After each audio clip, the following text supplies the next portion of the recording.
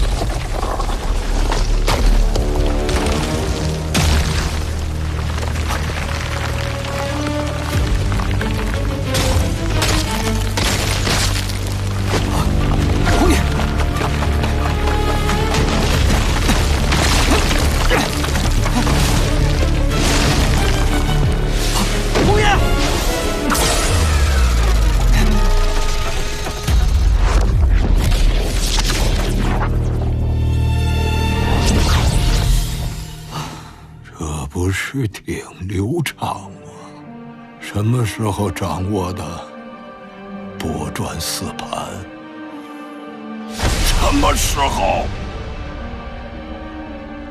大概1个月前吧。你是在可怜我吗？不是，我不敢。不敢？只有行将就木的老东西才什么都不敢，还有你们这些小东西不敢的。自己把自己困在这方寸之地，白白浪费几十年的光阴，只为了维持一个毫无意义的妄念。难道我不可怜吗？那个尖酸刻薄的大猴子能得到，你这种狗屁不通的小孩也能。而我们这些人把一切都放弃了，也只能看到一个幻影，不可怜吗？大猴子周商是无心的，他只想把神迹传回本门，他是好心，只是他没想到，甚至没察觉到，他迈过去的关卡，我们粉身碎骨也冲不过去。我们这个下场可以说都是拜他所赐，可我却无法去怪他。同样为人，彼此就是有这么大的差距，我不甘心，可是又没有办法。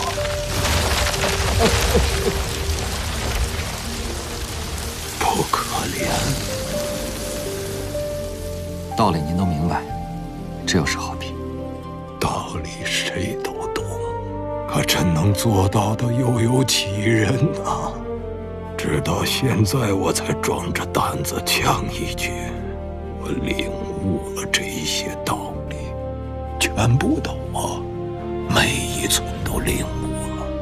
这就是我不到这生命即将耗尽的最后一刻，不是被逼着放下一切的我，我是跳不出这周天变化的诱惑的。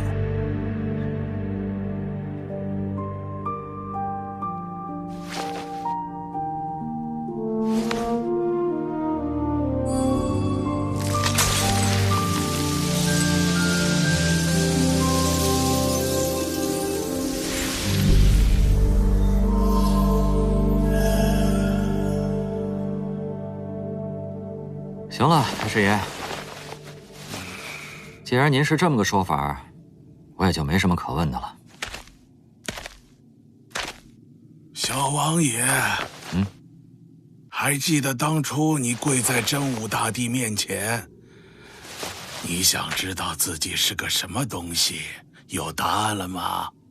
怎么可能？除了那些狂妄自大的人，更多人稀里糊涂过完了一生，根本没想过这事儿。我对自己期望不高，但也不想不明不白的死去。能在死前的一刻看明白，我就知足了。至于现在的我嘛，谁知道最终会变成什么样子呢？算是个半成品吧。太师爷那边虽然没有答案，但他那个态度，虽不忠，亦不远矣。这些老前辈的口子都封得太严实了。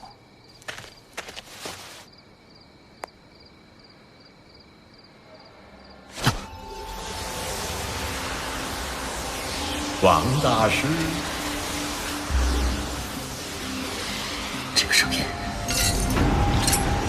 王大师，是我呀，坤儿。完全感觉不到。王大师，您不用找我了。上次向您讨教之后，坤儿就知道了。您的手段举世无双，在他的领域里，别说3次，您就是给坤儿3万次机会也没法得手。我想明白了，我唯一的机会是能在您的领域之外跟您耗下去。我知道些在您的身上留记号、千里之外盯着您的法子，就是太阴森了点，对您太不恭敬了。所以这些日子，坤儿我呀，舔着脸找朋友学来点小玩意儿，金睛，跟您的手段比不了，就是能让眼睛看得远点，看得真点，看得透点。哦，就这还小玩意儿呢？这才几天就学会了个新玩意儿，你也是够牛的。是您过奖了，不是着急见您了，而且还是出了点闪失的。王大师，不介意的话，坤儿要来了，第2次跟您讨要信物。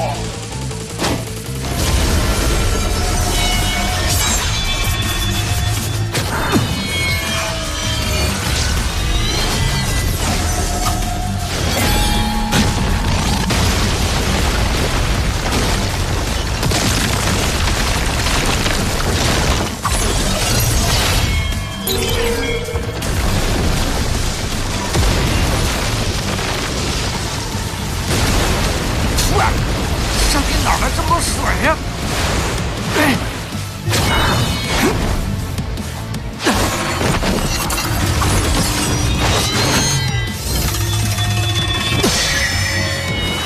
还不能弃权，陈金奎一定在保持跟我相对安全的距离。这些大钱的运动远没上次灵活，看来操纵距离越远，他越吃力。不过这么苍蝇一样给我耗下去，也确实烦人啊。还是时间太短，大钱儿这个距离也是极限了。大师到现在也没有施展手段，我应该还在范围之外。上次已经看清了，他的器具方式和武侯派一样，都是以自己来定主攻。王大师啊，你没法在结束一个格局之后马上开启下一个格局。所以，即使没法摆脱金钱的纠缠，也硬撑着不起去。希望，同时用奇门显象心法和金睛盯住，只要在他走投无路打开格局时，我还在格局之外，我就赢定了。等等，那个方向，他的方向又变了。哼，王大师。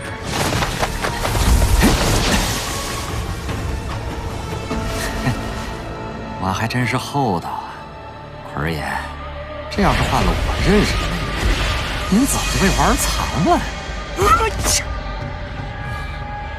厚道人嘛，注定就要费点劲。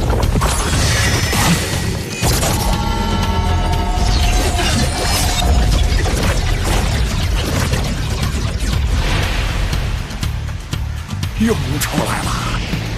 你终于用出来了！我赢了！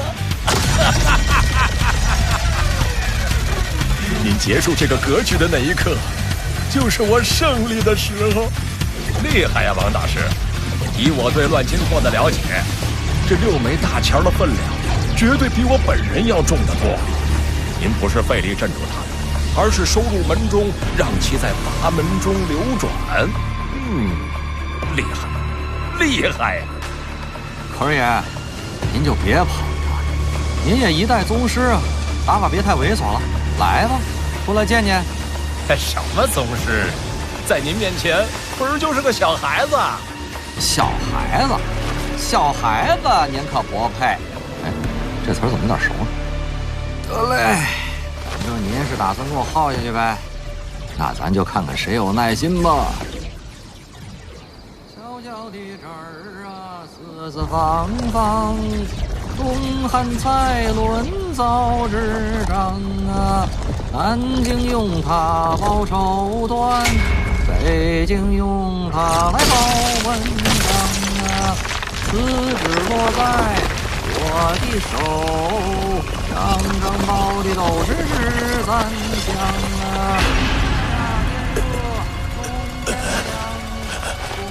离不了13项啊，亲朋好友来聚会，很晚袖子就下了厨房啊，烤烹炸味道美，鸡鸭鱼肉的忍住，忍住，忍住！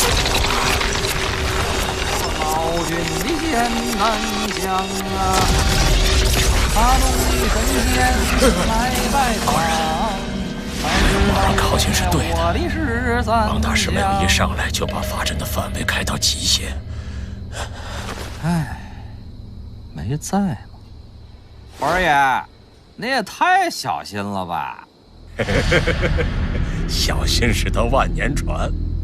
即使您又扩大了一次法阵，我也不会认为这就是您的极限了。您不解开法阵，我是不会出现的。哎，确实如此。看来还是我能力不够啊。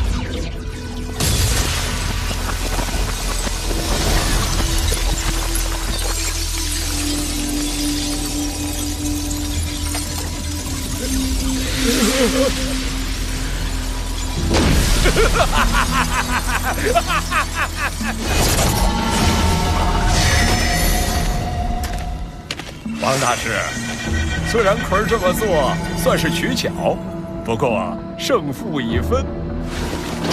拿来吧，那枚作为信物的小石头。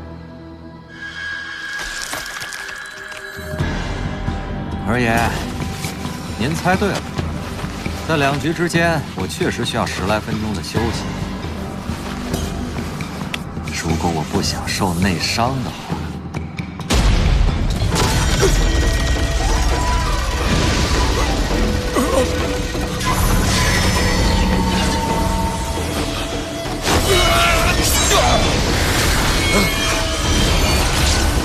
上次交手后，不光是您对我有了了解，我对您的手段也一样印象深刻。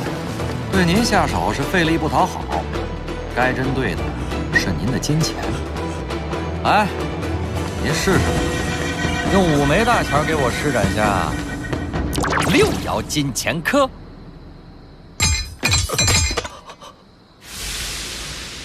差一点儿。就差那么一点儿。哎，嘿嘿，得，这次您又。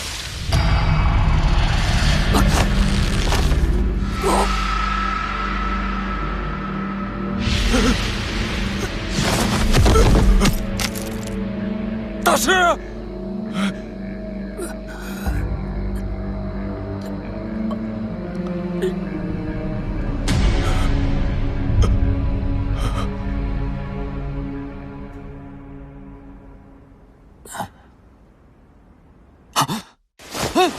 大师，您总算醒了。坤儿爷，您终于醒了，您已经昏迷1周了。看来我这是输了。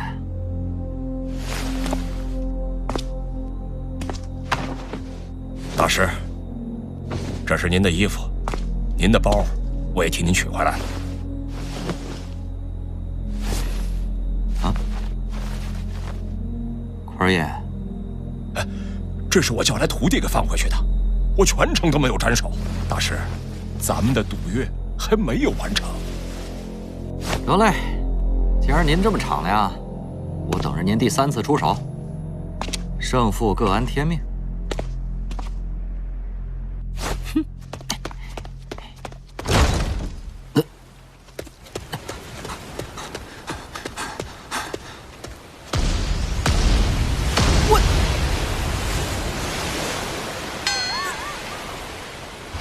我去！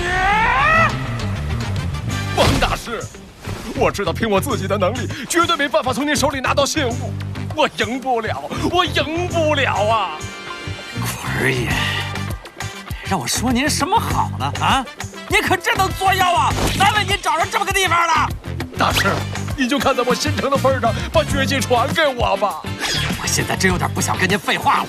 大师，你诚信我能理解。哼，是坤儿反复，是坤儿没出息，就让坤儿在这伺候着您，等您气儿消了再说。哦，行，您这是打算跟我耗上是吧？大师，坤儿也没办法呀。而且我这么做，也不全是为了我自己。您做什么事儿都总替别人考虑啊。您是不是也稍微关注一下自己呀？啥玩意儿？诊断书？我的？是在您昏倒之后，我托了医院的朋友帮您做了彻底的检查，结论很诡异。肠蠕动亢进，支原体肺炎，慢性肾小球，变凝栓塞，痔疮？不可能，他没痔疮。哎，都正常了，您别慌，都正常了。我们进行了几次检查，每次检查的结果都不一样。这次出现的病症，下次可能就没有了，但下次又会出现新的病症，甚至在1天之内，按不同时间段给您做了几次检查，结果都不一样。虽然解释不了这种事情，但从检查结果来看，这种身体状况的紊乱，随着时间的推移是转好的。大师，您还是先想想自己身上的怪事儿吧。这里是个清静的地方，您就让我伺候着您，咱们一起找出您身体上的毛病。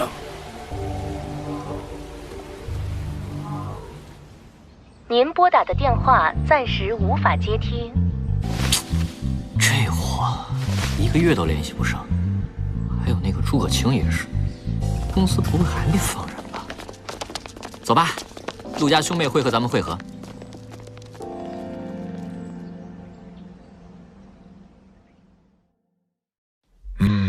唐门是个流传很久的神秘门派，创派的时间可能连他们自己都不清楚了。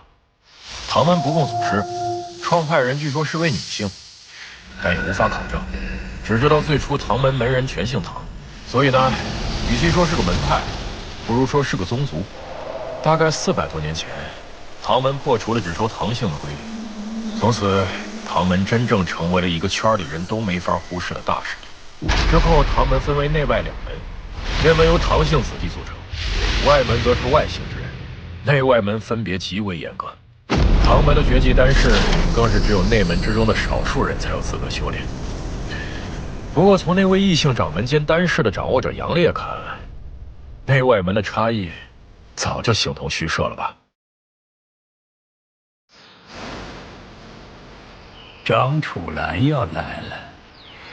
赵方旭亲自跟我打的电话，说是那小子要以个人的名义拜访咱们。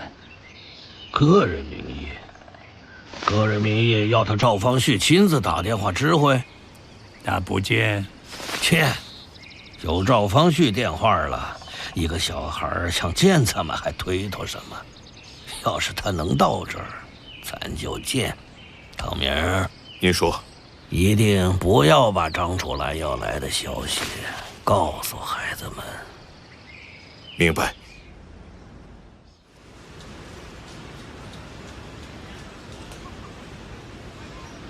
也不知流转了多少年，忘却青涩陈年，回眸一瞥，往事又浮现。如哥，张楚岚来了。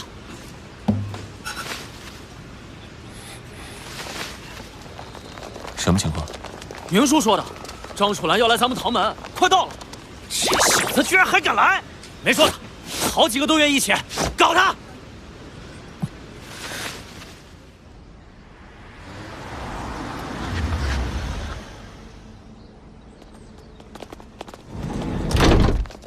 唐门现在其实是个武校，一般的学生都在山下的新校区，其中的老师和助教基本就是唐门的艺人了。在新校学生中，如果有成为艺人的，则会被带进山上的旧校区进行真正的修行。这次你要拜访的主要对象，就是唐门的县掌门唐妙兴。这个人一般都待在旧校区，但你得先去新校区交涉，绝对不要直接去旧校区，那样视同于挑战他们。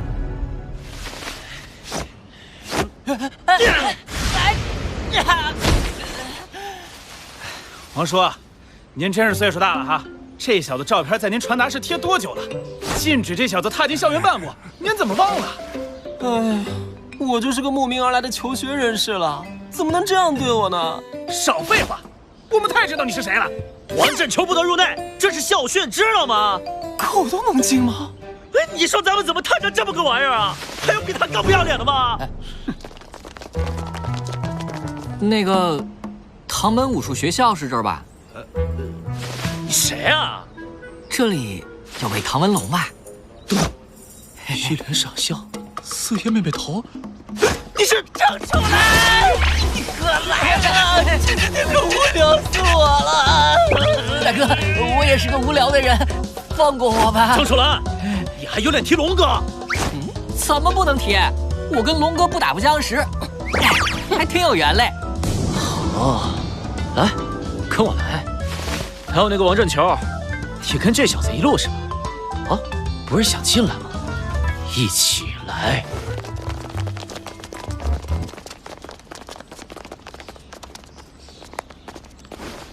喂，张楚岚到了。